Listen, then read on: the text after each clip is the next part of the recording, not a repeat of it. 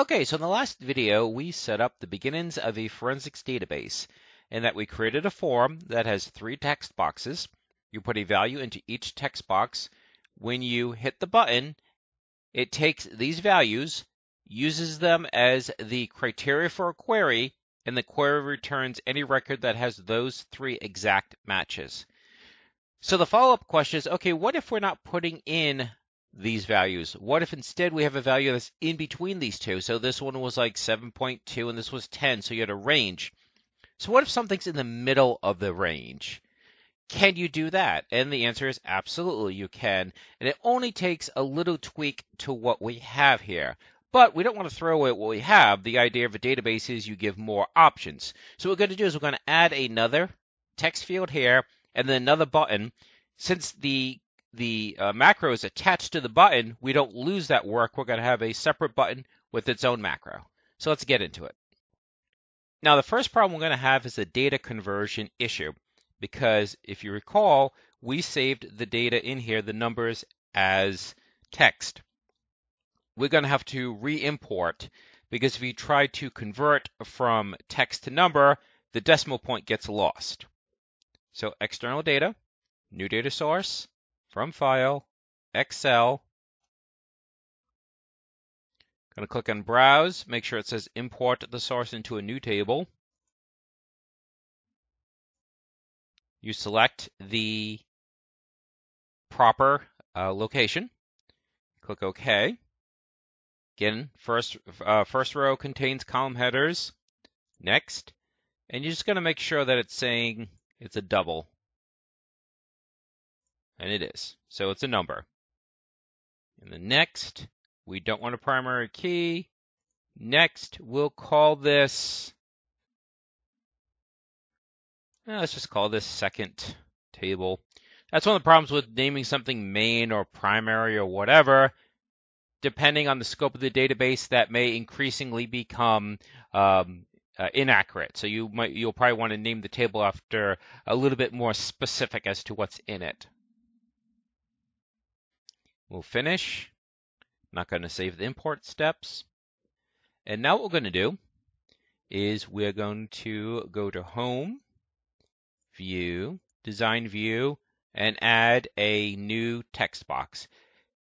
Now what you can do is, just like in the last video, you can copy a text box.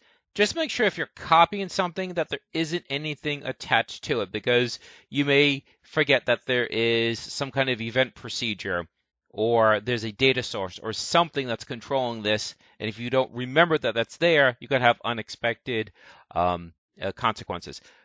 The only thing that references these fields is the macro attached to this button. However, it is looking at this specific object. So even if I copy it, it's still looking at this one. So we're just going to copy this. And grab the edge and move it down here.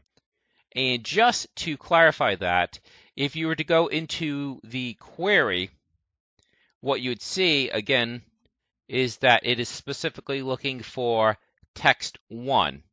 All right? This is text 11. So it doesn't matter that I copied this one. It's an entirely different object. Like I said, so something referencing this isn't a problem. It's just if there's anything attached to it that you have to be careful of. Now, putting it between these vertically has no impact on functionality. It's just you're given a visual cue to the person who's using this interface that this is between those. Do whatever you want. That's purely more aesthetic style. Doesn't really, like I said, it does not affect functionality as far as its placement on the form. So what we're going to do is, just like last time, we're going to create our query first and then create the button. So click on Create, Query Design. Again, you can close this out. We'll drag and drop our table here. Click on the top one, Shift, click on the bottom one, drag and drop. And then what we'll do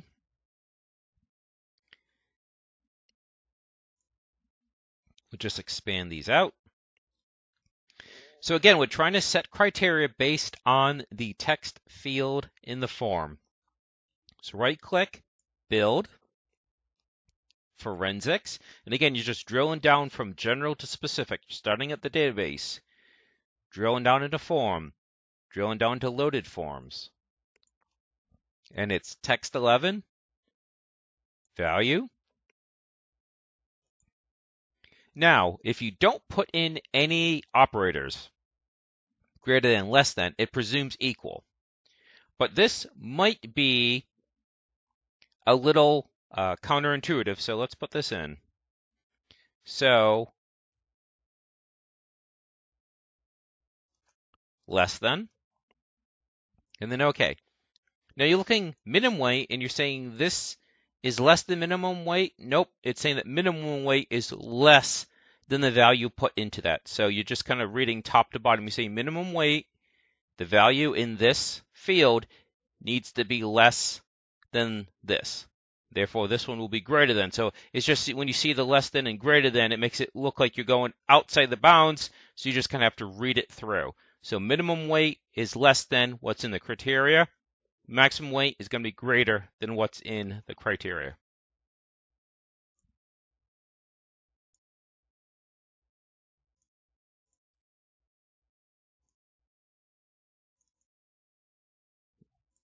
So we'll put the greater than symbol in there. OK. Then save. And we'll just call this second query.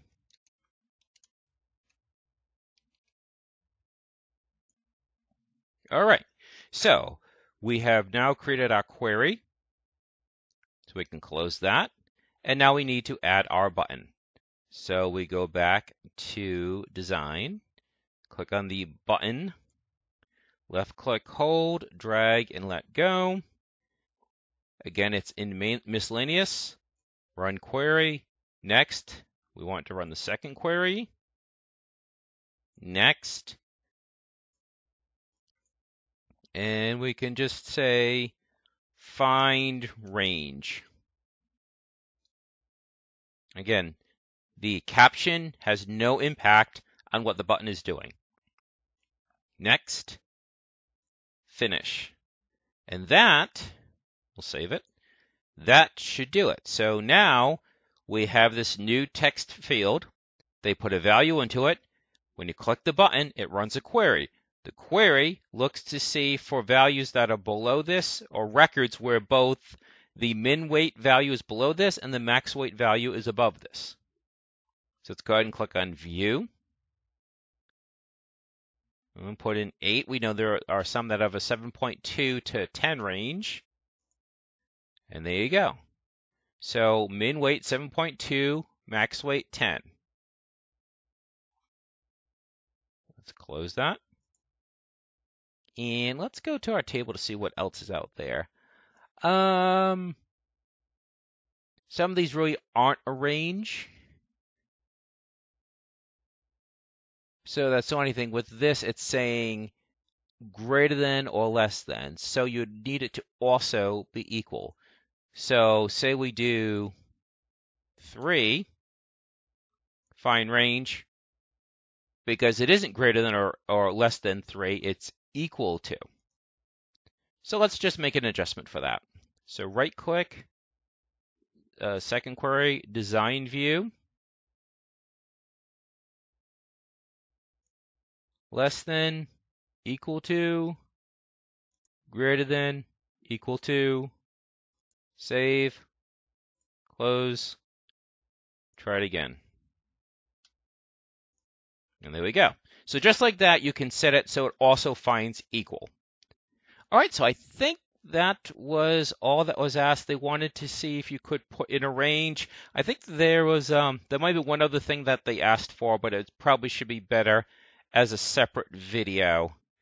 And what we actually can do is we can also embed this into a report, because I mentioned that looking at it in this form isn't very user-friendly. So let's quickly do that and wrap up the video with that. So we'll do create report, so blank report, view, design. So you're seeing this pattern where you have a couple views. One is how the end user would see it, and the other is how you, the developer, designs it. Okay. Unlike the form, this is not the size of the form. This is not the size of the report.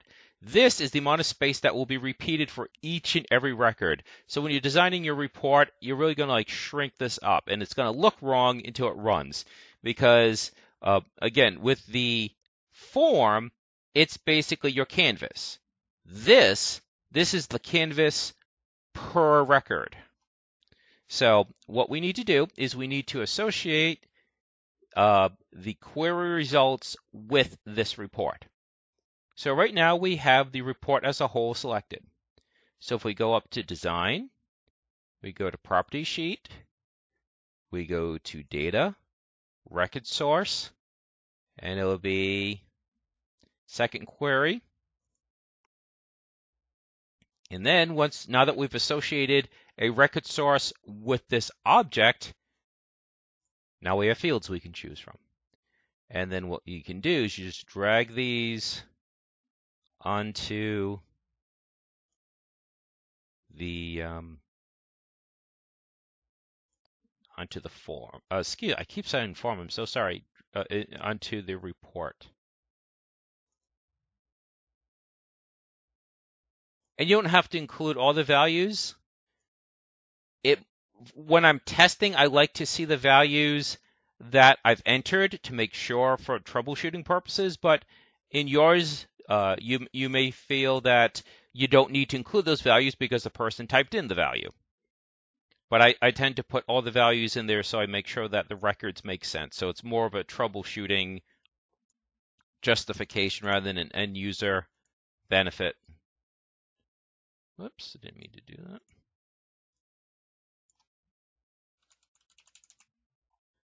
And max weight. Also, there is an issue with what I'm doing here. For each and every record, these column headers will be listed. You really don't want them here. You want them up here. That way they're only displayed once. But I'll do it this way so you can see why this is wrong. So let's just do... Actually, we can't really run it yet. We'll save it. And we'll call this results report. And then we'll close it. And we close that. And so that means we need to change this. What we want to do is we want to not run the query per se. We want to open the report, and then the report runs the query. So that's why that linking is so important when I selected the report as a whole and associated the data with it. That's really what you want it to do. You really want the report to run the query. So you're kind of creating this chain of events now. So let's go to View. So with the form open, Design View, find range, Property Sheet, Event, click on the ellipsis. So we don't want to run a query. Instead, what we want to do is we want to open a report, and we only have one report, the results, and then we can delete this query. Save, close. And now that should do it. We'll save the form, view it, and we'll keep that. We'll just do 3 again, and then find range. And sure enough, it worked, and it only brought up the 3s. So, like I said, I ran it like this so you could see why it's wrong. Because everything that you put in the body of the report gets repeated for each and every record. And that's why there's this amount of white space, because that's how much space we left on the report. So we'll go to View, Design View, and first we'll tighten this up. You can select everything with just a left-click drag, and then use the arrows if you want. Okay. And then what we do is you can delink these. And the other thing that you can do is you can actually just delete it if you want. So let's just delete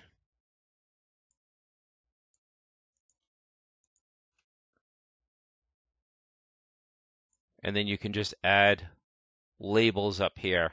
So 6 away, 1/2 dozen the other, delink, drag and drop, or just, create a new label. So you can, and you don't want text box because you don't want them entering. You want a label.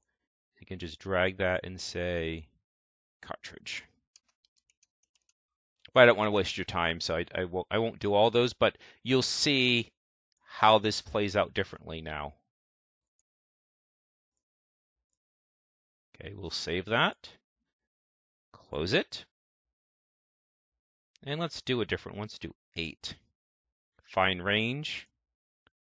So 8 is indeed greater than 7.2 and is indeed less than 10. We don't see the 3's now. And now you can see this is only listed once, not multiple times, and there's a lot less space in between these.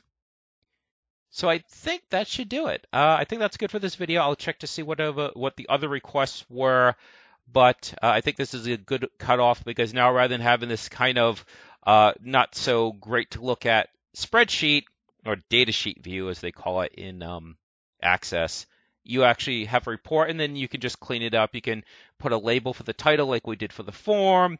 You can put the rest of the headers there. Maybe tighten up the spacing a little bit more. Again, that's purely aesthetic. Whatever works, how much ever space you want between records. And I think that should about do it. So if you have any questions, just let me know. If you want to see more of this series, just please leave a like and leave a comment saying what else you'd like to see added to this, and I hope it was helpful.